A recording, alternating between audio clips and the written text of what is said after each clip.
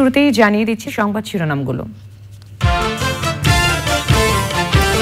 জাতিসংঘে নতুন বাংলাদেশের সাথে সম্পৃক্ত হওয়ার আহ্বান জানিয়ে প্রশংসিত ডক্টর মোহাম্মদ ইউনূস। আন্তর্জাতিক সম্পর্ক এগিয়ে নিতে সহায়ক হবে মন্তব্য। জাতিসংঘ সাধারণ পরিষদের ৭৯তম অধিবেশনে যোগদান শেষে দেশে ফিরেছেন প্রধান উপদেষ্টা। স্বল্প সময়ে সবচেয়ে সফলতম সফর। জুলাই আগস্ট হত্যায় অভিযুক্তদের অনুপস্থিতিতেই বিচারের কথা বললেন উপদেষ্টা সাখাওয়াত। শেখ হাসিনার বিচারের প্রয়োজনে আলাদা ট্রায়ালের পরামর্শ।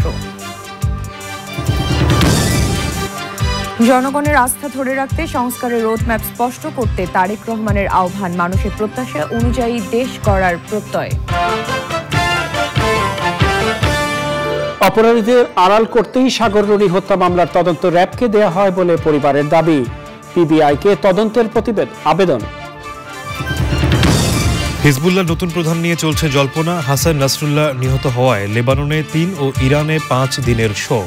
দর্শক, সংবাদ শিরোনামগুলো জানাচ্ছিলাম। এখনকার সংবাদ আয়োজন একই সঙ্গে চ্যানেল আই এবং চ্যানেল আর ওটিটি প্ল্যাটফর্ম আই স্ক্রিনে লাইভ স্ট্রিম হচ্ছে।